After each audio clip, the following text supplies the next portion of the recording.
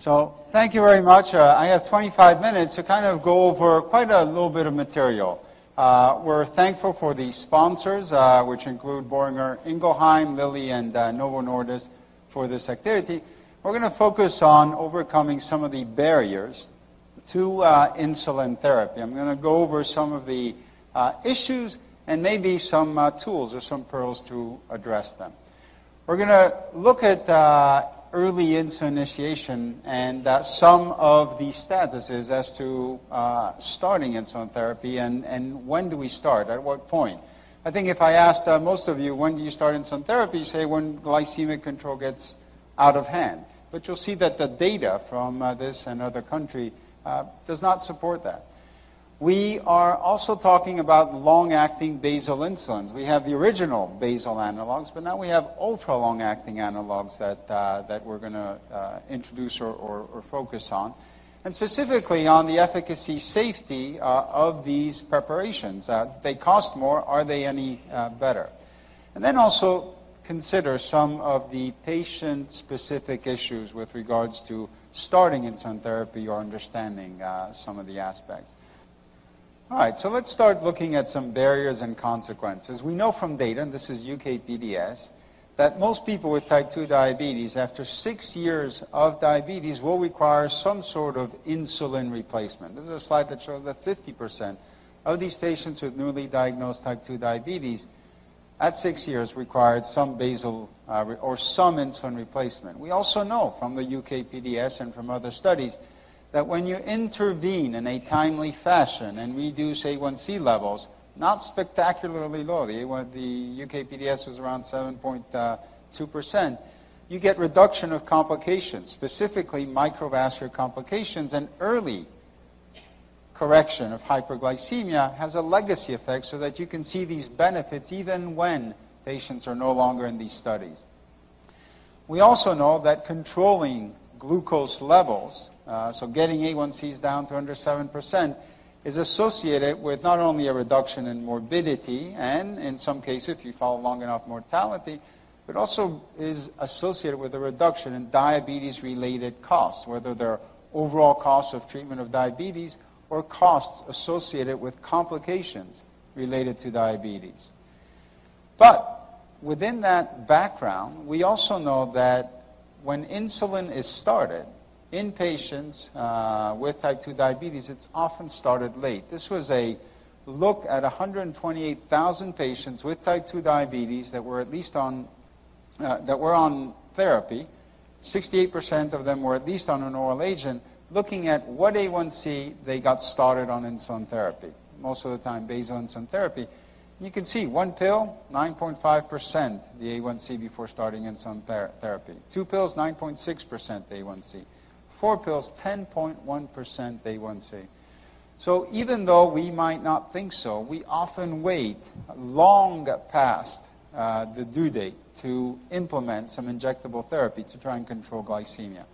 And actually there are quite a number of studies that show that if your A1C values are above 8.5%, you're unlikely to get to target, if that target is less than 7%, just with basal insulin, which is usually the easiest, most seamless strategy in terms of insulin replacement for our patients. And in our patients in whom we start insulin therapy and who are not well controlled on that basal insulin, because when we start insulin therapy, we can probably get, if we're aggressive enough, about half the patients to target. If we're not that aggressive, probably about a third of patients to target.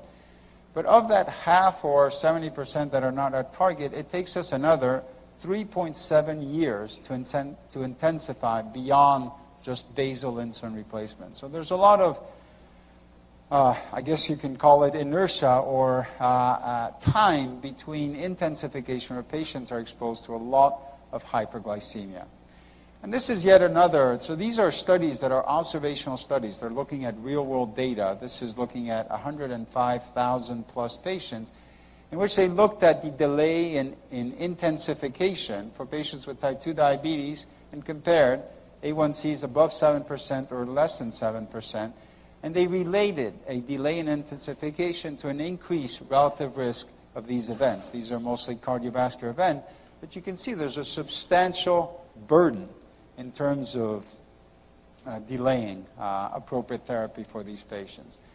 And when we talk about insulin therapy, there's a lot of concerns that are expressed by patients, by providers, by educators.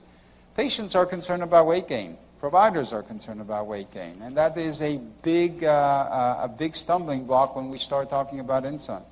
We know that patients are apprehensive about needle injections until they finally try it and realize that there's little to no pain or discomfort involved.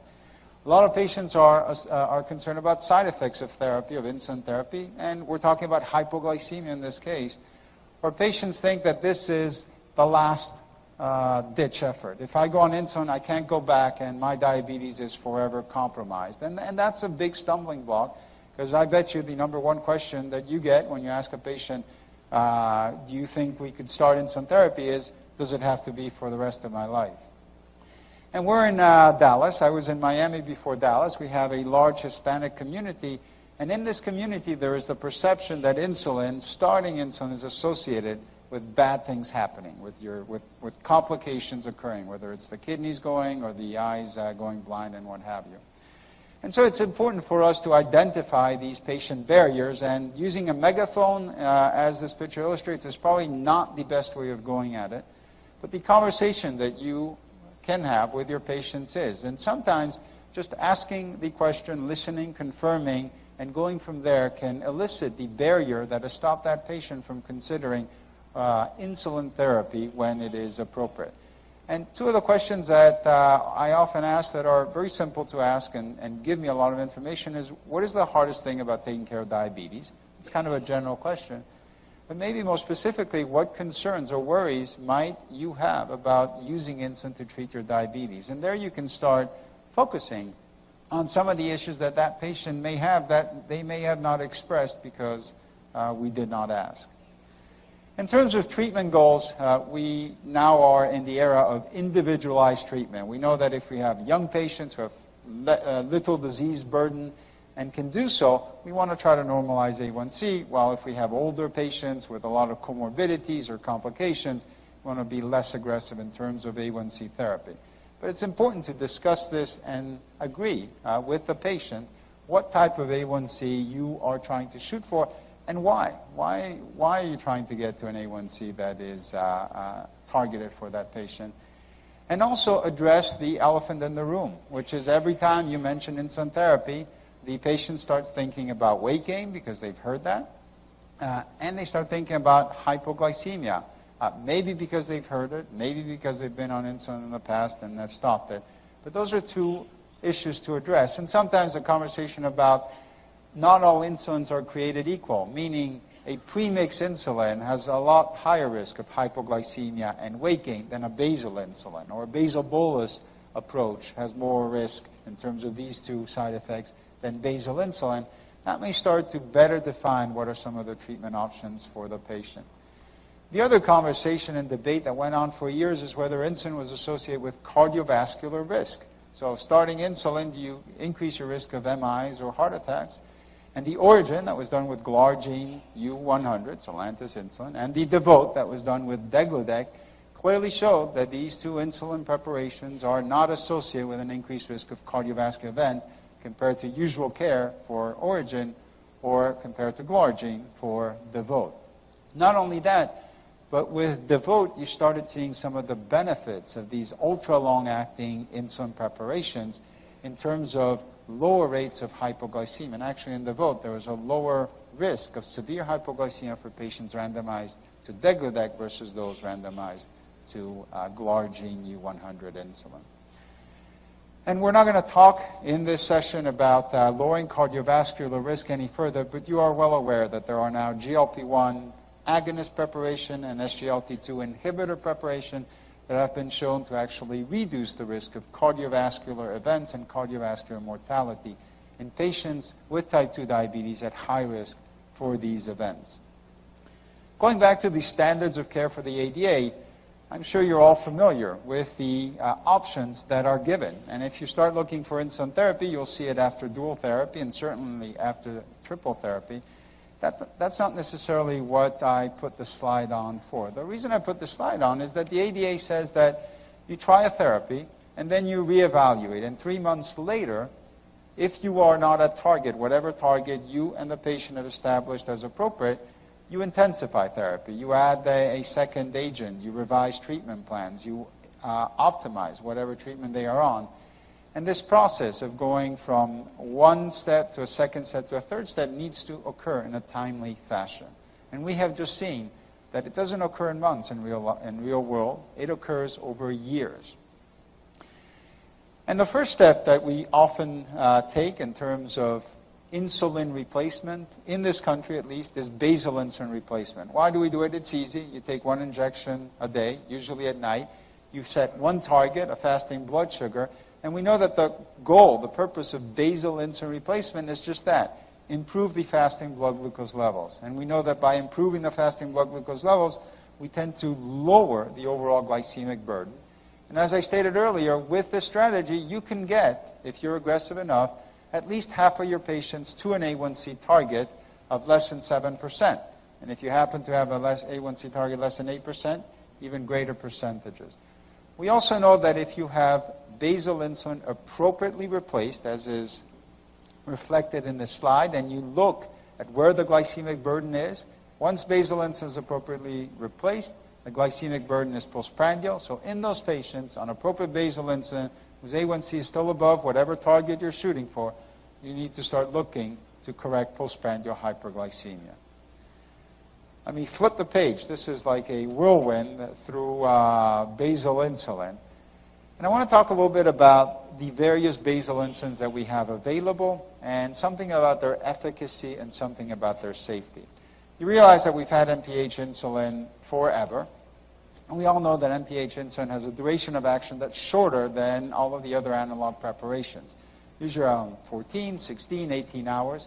We also know that it has a peak in terms of action. And that introduces some challenges. One, the peak can, in the setting of fasting, cause hypoglycemia. And NPH is often dosed at night, and that means greater risk of overnight hypoglycemia. And we also know that the short duration of a basal replacement means that NPH often is dosed twice daily. After NPH came the two first basal analogs, glargine U100 and detemir insulin.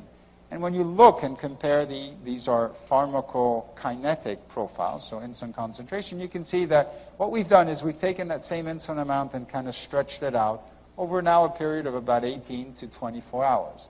So we've lowered that peak effect, so a flatter insulin, and we've prolonged the biologic activity. What was done with the ultra-long-acting insulins, and this is glargine U300. That just means that they took glargine U100, concentrated it 3 times, or threefold, and got a different pharmacokinetic and pharmacodynamic profile. So with glargine U300 and with degludec, you've taken that same amount, you've now stretched it over a period of 32 to 40 hours, and you've made an even flatter basal insulin over that period of time that certainly doesn't require BID dosing in any patient. Now, with regards to efficacy, and specifically efficacy in reducing A1C, all insulins are created equal. You don't see any difference in terms of efficacy for NPH versus glargine U100 versus detemir versus degludec versus glargine U300 or versus the glargine biosimilar. They all, in studies, have shown to get to the same glycemic control when you're using A1C as your benchmark. Where they differ is in the safety aspect. And the safety aspect is basically defined by two things. One is that peak profile. So, for example, this is a picture of NPH, glargine U100, and detemir insulin, looking at the pharmacodynamic profile. And you can see that NPH compared to the other two has a higher peak, more risk of nocturnal hypoglycemia. And also from one day to the next in the same patient, there's more variability. And so less predictive glucose response. And what that translates into is glargine and detemir have a lower risk of hypoglycemia than NPH insulin. Well, if you compare now glargine U100 to the ultra-long-acting glargine U300 and degludec insulin, you see a similar thing. You see flatter profiles with the ultra-long-acting insulin, more consistent biologic activity, and therefore a lower risk of hypoglycemia associated with glargine U300 and degludec compared to glargine U100. And so we have in our armamentarium a number of tools that we can use. The rapid-acting or fast-acting insulin preparations we would start thinking about if we've replaced basal insulin and we're still not at target in terms of A1C. NPH insulin is less expensive. It targets fasting plasma glucose, but it is limited in some patients by that peak and plateau and by that variability in insulin action. The long-acting or ultra-long-acting basal insulins will address fasting plasma glucose. And in patients who are experiencing hypoglycemia on NPH insulin, they are very good preparations to consider. And so when would you then consider an ultra-long-acting basal, like a Glargine U300 or Degludec, versus, for example, a Detamir or Glargine U100? Well, if cost was not an issue, you'd obviously go for the insulin that gives you the same efficacy with the least amount of hypoglycemia. And so if there are no increase in cost for the patient, for whoever cares, then go for the best insulin that you have available. In patients who have nocturnal hypoglycemia on either NPH or Glargine or Detamir, then these ultra-long-acting insulins are definitely good options to reduce that risk of nocturnal hypoglycemia. The randomized control studies have consistently shown that benefit. And there are specific patient populations that would benefit from these ultra-long-acting. We're not talking about type 1 diabetes, but type 1 diabetes is certainly one of the patient populations. But you have individuals who have diabetes due to cystic fibrosis that need very low basal insulin amounts, and in whom ultra-long-acting preparations would be very nicely indicated. Patients who are at risk of hypoglycemia or hypoglycemia unawareness are good candidates. And you have about 15% of patients with type 2 diabetes that are thin, they're insulin sensitive, and they have a high risk of hypoglycemia than your usual obese insulin-resistant type 2. And in those patients who usually require lower basal insulin doses, an ultra-long-acting preparation is a good option. In terms of treatment plan and adherence, we usually start basal insulin with about 10 units a day, or you can do it weight-based, which is probably more reasonable, 0.2 units per kilogram per day. At night, usually one dose, and I do one dose even when it's NPH, because there's plenty of studies that show that that's just as effective. But I wanted to show you the comparison between hypoglycemia risk and cost. And this comes from Walmart pricing using GoodRx.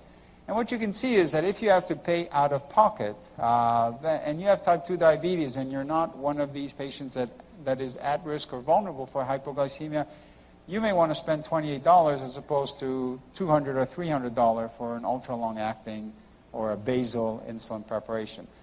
On the other hand, if you're a patient that has trouble in terms of NPH, not getting enough coverage, experiencing hypoglycemia, then you have these options that are available. But I think it's important as we discuss these options that we look at the benefits, we look at the risks, and we also look at the costs for our patients. And then in terms of titration, there's many ways of doing it. If you've set a target of less than 7%, then probably your fasting plasma glucose or blood glucose target for your patient should be less than 130. If your target that you've determined with your patient in a shared medical decision is less than 8%, then your fasting plasma glucose should probably be less than about 150, 160. You want to know whether the patient is able to self-adjust some of those or titrate some of those basal insulins, and if they do, give them a simple titration algorithm. The Canadians have tested the go up by 1 unit every day until you are at target in terms of your fasting plasma glucose. Works very well for NPH and Glargine U100. I believe they're testing it for the ultra-long-acting insulins, but I'll give you a caveat with that one. Or the 303, go up by 3 units if you're above target, go down by 3 units if you're below target, and make this change every 3 days based on either the median blood glucose value for those 3 days or even just one glucose value in those 3 days. The one caveat that I will give you is because Degludec and Glargine U300 are very long-acting, and they take about 3 to 4 days to get to steady state, I would, for the time being, not recommend that dose adjustments for these basal insulins are done more frequently than every 3 days. In terms of how much basal insulin is enough, well, about 0.5 units per kilogram per day in many studies is a sweet spot. And going much above that in terms of basal insulin replacement increases the risk of weight, increases the risk of hypoglycemia, and has a relatively lower impact in terms of getting the A1C to target. And then there's, I can't see it from here, I suspect you guys can't see it from there, but there are a number of options that are available if basal insulin isn't sufficient to get your patients to target. I think you have reviewed some of them this morning in terms of combining GLP-1 with basal insulin. You could switch patients to premix insulin with some of the limitations available for that. Or you could add one prandial dose of insulin to the largest meal of the day in these patients with these basal insulin preparations.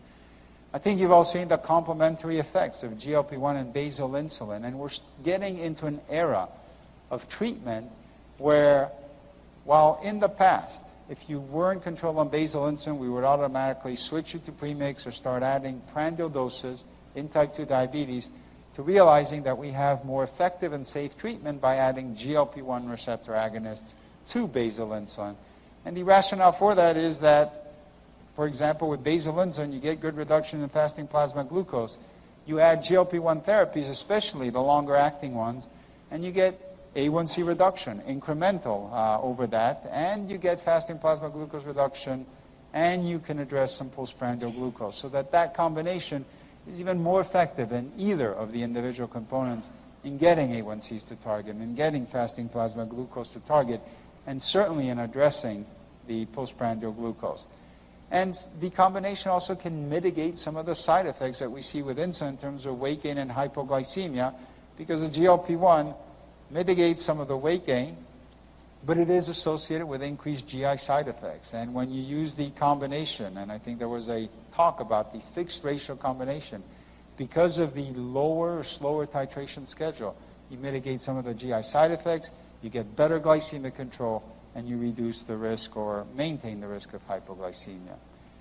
One thing to keep in mind is that many patients, after you've started them on an injectable, whether it's a basal insulin, a GLP-1, or a premix insulin, which is what this slide illustrates, will stop their therapy. About 40% of them, by 6 months, will have discontinued their therapy. About a third of them will identify a lack of perceived need for the therapy. And so it's important to educate and engage these patients and get them to understand what it is that you, as a patient provider, are trying to achieve and how you're trying to get it done. Cost is a barrier. Adverse effects, and we've talked briefly about those, but these are concerns that need to be in the forefront, because we don't finish our management plan when we prescribe the insulin. We need to follow up on that and make sure that the patients are taking or are understanding their treatment. And that comes to patient activation and patient engagement. These are essential aspects. They take time, but the investment of time that you do up front will pay off in terms of having a patient that understands the therapy, understands why you're prescribing the therapy, and in a patient in whom you've discussed the various aspects, their personal circumstances, their health beliefs, their health attitudes, their health literacy, whether they can afford the medication or not. I can't tell you how many times I've prescribed the medication, the patient doesn't take it because they can't afford it and they were not comfortable letting me know about this.